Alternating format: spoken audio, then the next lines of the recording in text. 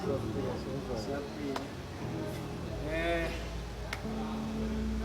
Ngicabanga la ukuthi yazi kwangendoda yayimfishane.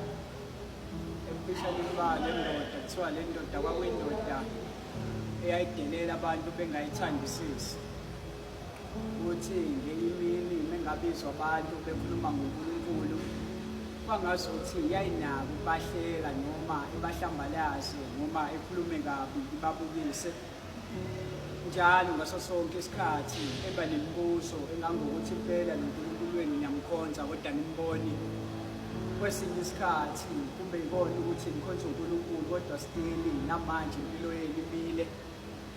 Kodwa labantu beqhubeke bemkhonza uNkulunkulu. Kuthiwa langalimbe uma le ndoda izwa kuthiwa uJesu uzakudlula eJerikho, kuthiwa yazama indlela yokuthi ikwazi ukumbona uJesu, umibona ukuthi ayikwazi ukumbona ngenxa yokuthi imfishane. Kuthiwa yagibela esihlahleni, ekugibeleni kwayo kwakuyinhloso ukuthi ifuna ukubona lo Jesu. Kanti uJesu uzakumbona usethi kuye ehle emthini Zakewu, ngokuba namhlanje ngiyodla nawe.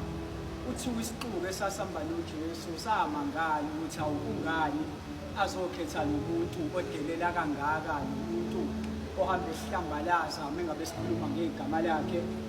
Ngibe sengibukwa yinto ethi noma abantu kwesinye isikhathi kunabantu abangafuni lutho ehlangene noNkulunkulu, kodwa into engiyifundayo ukuthi uJesu akabheki ukuthi utheni ngayo izolo.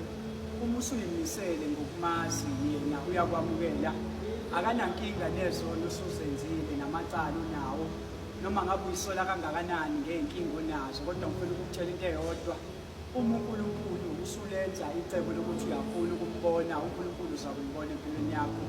Ngakho leyo nto engiyithandayo ngoNkulunkulu esemkhonzayo ukuthi noma ngabe iziphi izimo, noma abantu bengasibuka kabi namhlanje basikhulume kabi, kodwa uma sebefika phambi kaNkulunkulu, uNkulunkulu uyakhohlwa izono zakho, uyakhohlwa iy'nkinga zakho bese wamukela lokho okufisayo.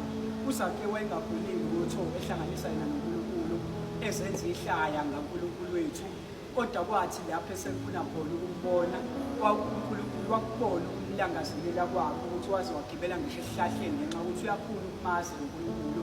So ngizama ukusho ukuthi nathi uma sesifuna ukumazi noNkulunkulu, uNkulunkulu akabheki ukuthi ngabe yini into esiyenzile izolo, ngabe imaphi amahlazo esiwenzile izolo, ngabe iziphi izono esizenzile, noma ngabe inkulu kangakanani ukuthi abantu bayazazi noma bazazi. Kodwa uNkulunkulu uyakwazi ukusamukela nazo, angasibaleli amacala ethu kodwa asamukele nazo zonke iy'nkinga zethu esinazo.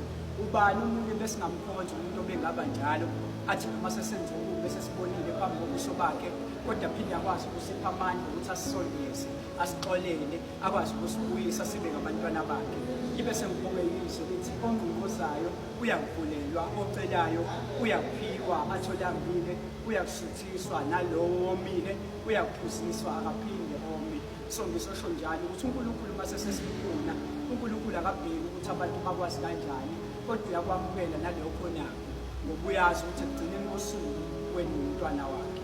Ngakho-ke sonke noma ngabe isiphi isikhathi singaphindeli ukwesaba ukusondela kuNkulunkulu, ngoba uNkulunkulu wethu uNkulunkulu oxolelayo, uNkulunkulu wethu uNkulunkulu othethelelayo. Ngakho-ke masingasabi ukusondela kuye noma ngabe sonile, yena siyazi ukuthi uzakusithethelela. Uma simfuna siyakumphumana. Nalibonga igama lakhe.